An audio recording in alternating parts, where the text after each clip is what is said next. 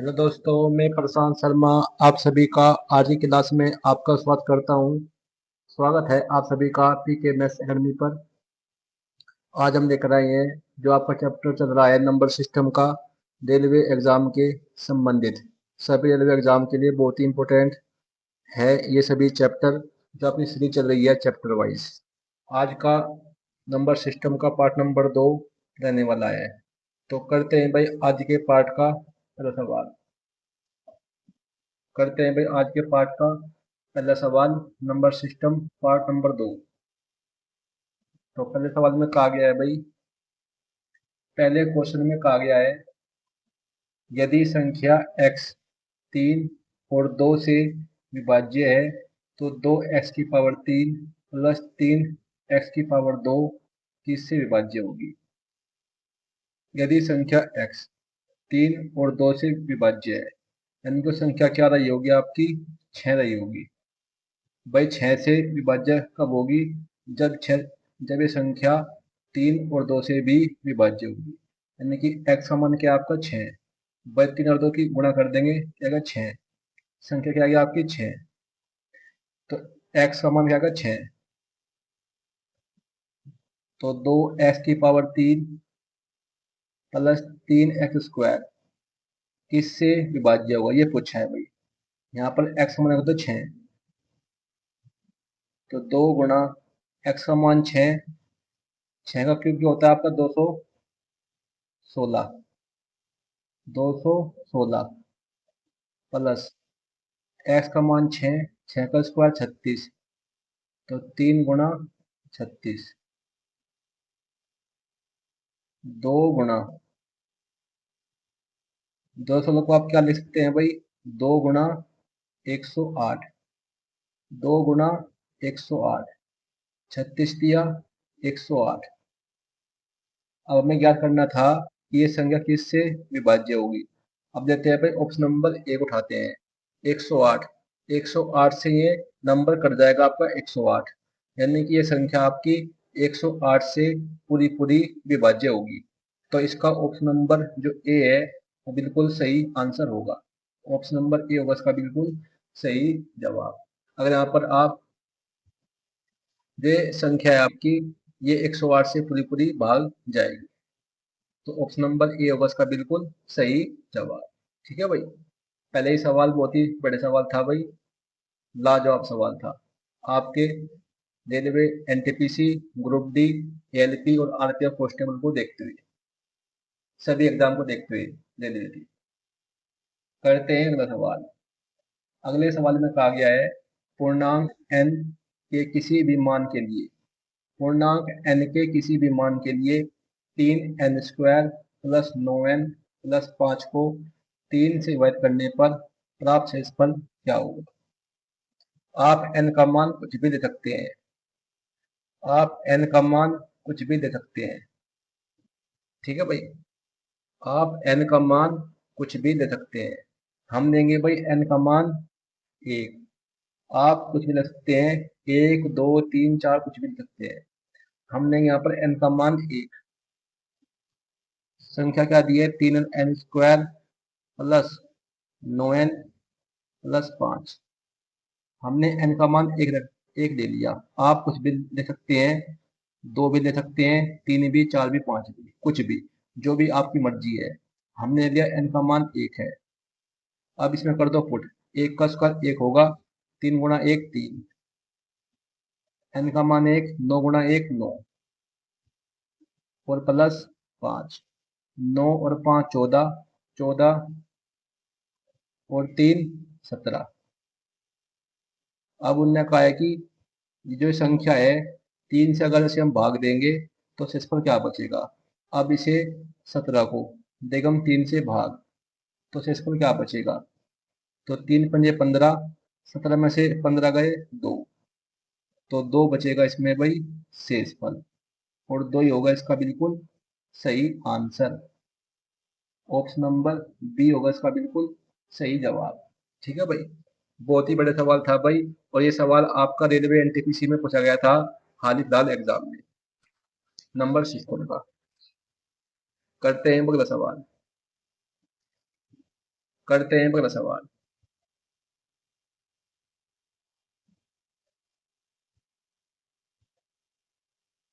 अगले सवाल में कहा गया है भाई 99 फैक्टोरियल का इकाई अंक क्या होगा। 99 फैक्टोरियल का इकाई अंक क्या होगा। इस सवाल को करने से पहले हम आपको कुछ बातें बताएंगे। वो बातें क्या है आपको याद रखनी होगी। अगर हम निकाले 0 फैक्टोरियल का मान तो उसका मान होगा आपका 1। 1 फैक्टोरियल का मान क्या होगा आपका 1। 2 फैक्टोरियल का मान क्या होगा आपका 2। बाई फैक्टोरियल 0 का इकाई क्या होगा 1। फैक्टोरियल 1 का इकाई क्या होगा 1। फैक्टोरियल 2 का इकाई क्या होगा 2। इसी प्रकार फैक्टोरियल 3 का इकाई क्या होगा आपका 3। सॉरी देखो 6 होगा भाई, क्या होगा 6। फैक्टोरियल 3 का इकाई क्या होगा 6। फैक्टोरियल 4 का इकाई क्या होगा आपका भाई 4 को जब तक लिखना है जब तक ये 1 ना जाए। तो 4 गुणा 3 गुणा 2 गुणा 1। 4 तिया 12, 12 दूनी 24। इसका इकाई क्या होगा आपका 4। फैक्टोरियल 4 का इकाई क्या होगा 4। जबकि फैक्टोरियल 5 का इकाई क्या होगा आपका 0 होगा। 5 की गुणा आप किसी भी सम संख्या में के 5 की गुणा अगर आप किसी भी सम संख्या में करेंगे तो क्या आएगा आपका 0 आएगा। और 0 की गुणा आप किसी भी संख्या में कर ले उसका आंसर क्या आएगा आपका 0 आएगा। इसीलिए 5 फैक्टोरियल का मान 0 होगा। और फैक्टोरियल 5 या फैक्टोरियल 5 से ऊपर जितने भी फैक्टोरियल होंगे उसका इकाई अंक हमेशा 0 ही आएगा। फैक्टोरियल 5 या फैक्टोरियल 5 से अधिक फैक्टोरियल उनका इकाई अंक हमेशा क्या आएगा आपका 0 आएगा। ठीक है भाई। जैसे इस समय पूछा है हमसे 99 फैक्टोरियल का इकाई अंक क्या होगा तो इसका इकाई अंक क्या होगा आपका 0। फैक्टोरियल 5 और फैक्टोरियल 5 से ज्यादा जितने भी फैक्टोरियल है उनका इकाई अंक हमेशा क्या होता है 0 होता है। ये बातें आपको ध्यान रखनी है। तो इसका ऑप्शन नंबर ए होगा इसका बिल्कुल सही आंसर। ठीक है भाई। करते हैं अगला सवाल। करते हैं अगला सवाल। अगले सवाल में कहा गया है factorial 1 plus factorial 2 plus factorial 3 plus factorial 4 plus factorial 5 plus factorial 6 plus factorial 7 plus factorial 8 का इकाई अंक क्या होगा। हमने अभी अभी आपको बताया था फैक्टोरियल 1 का इकाई क्या होता है आपका 1। फैक्टोरियल 2 का इकाई क्या होता है आपका 2। फैक्टोरियल 3 का इकाई क्या होता है आपका 6। फैक्टोरियल 4 का इकाई क्या होता है 4। जबकि फैक्टोरियल 5 या फैक्टोरियल 5 से अधिक जितने भी आपके फैक्टोरियल होते हैं उनका इकाई क्या होता है हमेशा 0 आएगा। तो इन सभी का इकाई क्या होगा आपका 0। 0 होगा भाई। और 0 प्लस 0 0 क्या होगा आपका 0 ही आएगा। अब इन सभी को जोड़ देंगे 6 4 10, 10 और 2 12 और 1 13। 13 में इकाई क्या आपका 3। तो 3 होगा इसमें इकाई अंक। ये होगा इस सवाल का बिल्कुल सही आंसर। ऑप्शन नंबर ए होगा इसका बिल्कुल सही जवाब। ठीक है भाई। भाई वीडियो अच्छी लग रही हो तो वीडियो को इधर शेयर कर दीजिएगा अपने भाइयों मित्रों में जो भी तैयारी कर रहा है रेलवे एग्जाम की। रेलवे के किसी भी एग्जाम में चाहे वो रेलवे एनटीपीसी हो, ग्रुप डी हो, एएलपी हो, आरपीएफ हो या अन्य कोई एग्जाम हो आपका रेलवे का, सभी एग्जाम के लिए बहुत इंपॉर्टेंट है। तो ज़्यादा शेयर कर दीजिएगा और चैनल को भी सब्सक्राइब कर लीजिएगा। ठीक है भाई। तो करते हैं भाई अगला सवाल। करते हैं अगला सवाल। अगले सवाल में कहा गया है भाई 124 की पावर 123 गुणा 121 की पावर 121 गुणा 129 की पावर 124 का इकाई अंक क्या होगा। बहुत ही बड़ा सवाल है भाई। मोस्ट मोस्ट इम्पोर्टेंट आपके रेलवे के सभी एग्जाम को देखते हुए। तो इस सबको को करने से पहले हम बताएंगे पहले आपको कुछ बातें। वो बातें क्या है आपकी। अगर 4 की पावर अगर कोई विषम संख्या है, अगर इकाई अंक 4 की पावर कोई विषम संख्या है तो इसका इकाई अंक क्या होगा हमेशा 4। ठीक है भाई। यदि 4 की पावर कोई सम संख्या है, अगर 4 की पावर कोई सम संख्या है तो उसका इकाई अंक क्या होगा? हमेशा 6। यह थी भाई पहली बात। दूसरी बात क्या है? अगर 9 की पावर कोई विषम संख्या है, अगर 9 की पावर कोई विषम संख्या है तो इसका इकाई अंक क्या होगा? आपका 9 होगा। क्या होगा भाई? 9। अगर 9 की पावर कोई सम संख्या है, अगर 9 की पावर कोई सम संख्या है तो इसका इकाई अंक क्या होगा? हमेशा 1 होगा। ये बातें हैं जो आपको याद रखनी है। ठीक है भाई। अब करते हैं क्वेश्चन को सोल्व। 124 में इकाई अंक क्या आपका? 4। 121 में इकाई अंक क्या आपका? 1। 129 में इकाई अंक क्या आपका? 9। और हमने आपको अभी भी बताया था, जब भी आपकी ये पावर क्या आपकी विषम संख्या, पावर क्या है? विषम। यहाँ पावर है आपकी सम संख्या। और हमने आपको अभी अभी बताया था, जब भी आपको 4 की पावर को विषम संख्या है, अगर 4 की पावर को विषम संख्या है तो उसका इकाई अंक क्या होगा? हमेशा 4 होगा। गुणा 1 की पावर कुछ भी हो, उसका इकाई अंक क्या होगा? हमेशा 1। गुणा पावर क्या है? सम संख्या। हमने बताया था अभी अभी आपको, जब भी 9 की पावर कोई सम संख्या है, जब भी 9 की पावर कोई सम संख्या है तो उसका इकाई अंक क्या होता है? हमेशा 1। तो इसकी उल्टी आ गई आपकी 1। अब गुणा कर दो भाई। 4 एकम 4, 4 एकम 4, तो 4 होगा इसका इकाई अंक। ऑप्शन नंबर सी होगा इसका बिल्कुल सही आंसर। ठीक है भाई। करते हैं अगला सवाल। करते हैं अगला सवाल।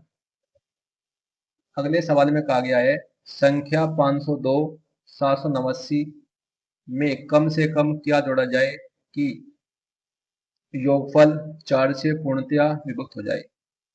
बहुत ही बड़ा सवाल है भाई, मोस्ट मोस्ट इंपोर्टेंट। संख्या में क्या दी है भाई? 502 789।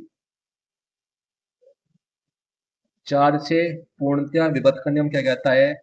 4 का नियम क्या कहता है कि संख्या के अंतिम 2 अंक, 4 का नियम क्या कहता है कि संख्या के अंतिम 2 अंक 4 से अगर पूरी पूरी भाग हो जाए तो ये पूरी संख्या भी 4 से पूरी पूरी भाग जाएगी। अब देखते हैं संख्या के अंतिम 2 अंक क्या है आपके? 89। 89 को 4 से भाग दो। इसमें क्या कहा गया है भाई? कम से कम क्या जोड़ा जाए। ऑप्शन नंबर ए को उठाते हैं। अगर 89 में 3 जोड़ दिया, अगर 89 में 3 जोड़ दिया तो 89 और 3 92। 92 को भाग दो भाई। क्या 92 से भाग जाएगा? देखते हैं भाई। 4 दूनी 8, 9 से 8 गया 1 और 4 के 12। हाँ भाई, ये संख्या पूरी पूरी कट जाएगी। अगर हम इसमें 89 में 3 जोड़ते हैं तो ये संख्या 4 से पूरी पूरी भाग जाएगी। तो इसका ऑप्शन नंबर ए होगा इसका सही आंसर। 89 में अगर हम 3 जोड़ेंगे तो संख्या पूरी पूरी भाग जाएगी 4 से। ठीक है भाई। तो इसका ऑप्शन नंबर ए होगा इसका बिल्कुल सही आंसर। करते हैं अगला सवाल। करते हैं अगला सवाल।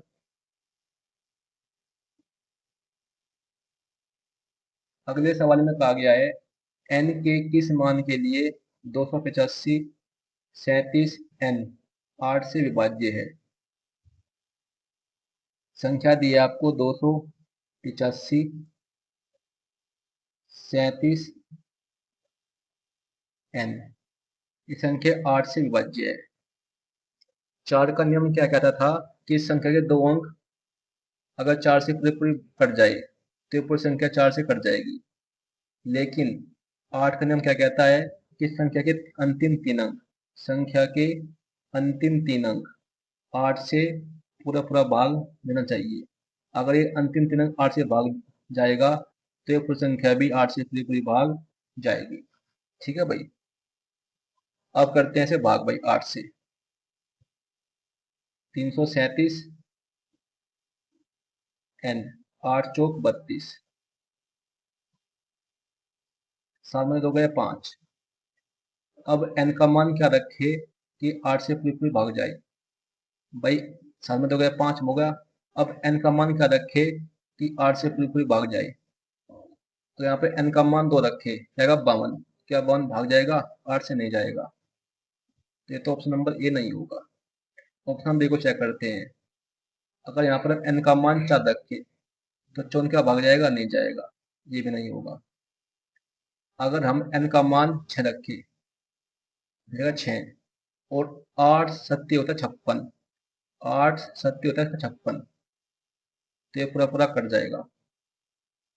यानी कि जो n का मान है, अगर n का मान हम 6 रखे, अगर हम n का मान 6 रखे तो ये संख्या 8 से पूरी पूरी विभाज्य होगी। तो इसका ऑप्शन नंबर सी होगा इसका बिल्कुल सही आंसर। ठीक है भाई, करते हैं भाई अगला सवाल।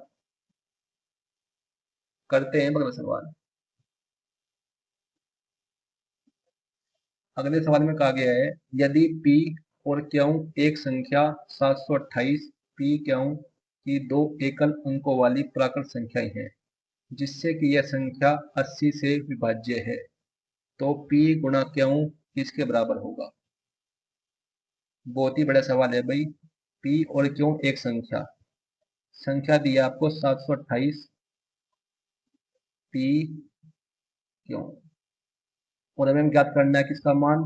p गुणा q। वही संख्या किससे भागे? ये संख्या किससे है भाई? विभाज्य 80 से। जब ये 80 से विभाज्य है, इसमें एक जीरो है, तो यहाँ भी क्या आएगा? आपके एक जीरो आएगी, क्योंकि जीरो से जीरो कट जाएगी। तो यहाँ से क्यू का मान क्या आएगा आपका? जीरो।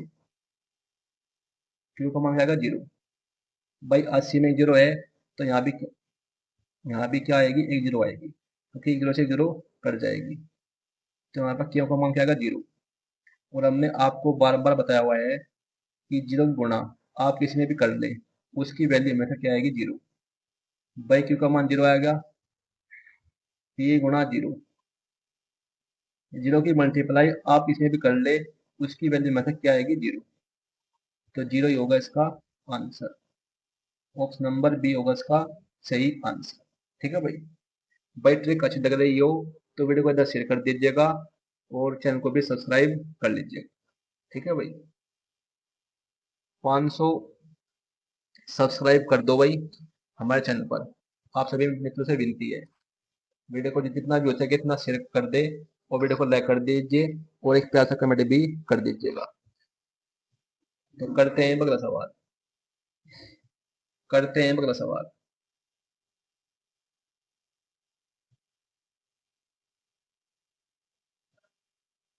अगले सवाल में कहा गया है भाई,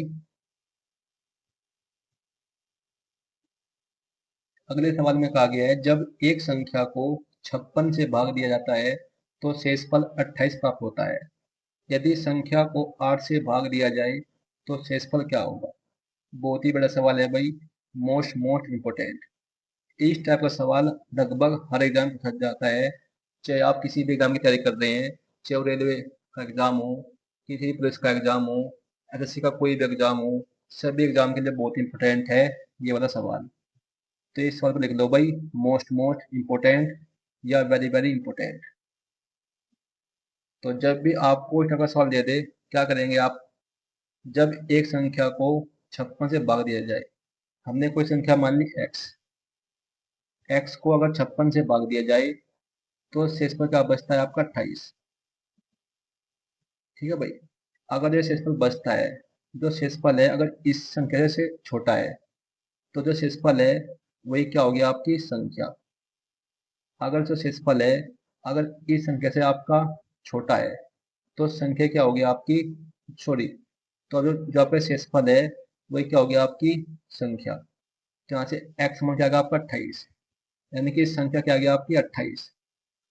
अब सवाल में क्या कहा है, यदि संख्या को यानी कि 28 को 8 से भाग दिया जाए तो शेषफल क्या बचेगा? अब दो भाग भाई, 8 दिया 24, 8 दिया 24, 28 में से 24 गया 4, तो 4 बचेगा इसका शेषफल। 4 बचेगा शेषफल। ये होगा इस सवाल का बिल्कुल सही आंसर। ऑप्शन नंबर ए होगा इसका बिल्कुल सही जवाब। ठीक है भाई, करते हैं अगला सवाल, करते हैं अगला सवाल। अगले सवाल में कहा गया है भाई, जब एक संख्या को 221 से भाग दिया जाता है तो शेषफल 64 प्राप्त होता है। यदि उसी संख्या को 13 से भाग दिया जाए तो शेषफल क्या होगा? अब आपको समझ में आ गया होगा क्वेश्चन, बिल्कुल सेम सवाल है भाई ये। अब आपको सवाल आएगा होगा समझ में। हमने क्या बताया था, अगर जो शेषफल बचता है इस संख्या से छोटा हो, अगर शेषफल इस संख्या से छोटा हो तो जो शेषफल होता है वही क्या होती है, आपकी संख्या। तो संख्या क्या आ गई आपकी 64। अब सवाल में कहा है कि यदि उसी संख्या को, यानी कि 64 को 13 से भाग दिया जाए तो शेषफल क्या बचेगा? भाग दो भाई, 13 चौका 52, 13 चौका 52, 64 में से 52 गया, कितना बचा 12। तो 12 बचेगा इसका भाई शेषफल, 12 बचेगा शेषफल। और यही होगा इस सवाल का बिल्कुल सही आंसर। ऑप्शन नंबर डी होगा इसका बिल्कुल सही जवाब। ठीक है भाई, तो भाई आज के लिए इतना ही। वीडियो अगर अच्छी लगी हो तो वीडियो को इधर शेयर कर दीजिएगा अपने भाई मित्रों में जो भी तैयारी कर रहा है रेलवे किसी भी एग्जाम की, चाहे वो कोई भी एग्जाम हो आपका। और चैनल को भी सब्सक्राइब कर लीजिएगा। तो मिलते हैं आपसे कल नेक्स्ट पार्ट के साथ। तब तक के लिए आपका बहुत बहुत धन्यवाद।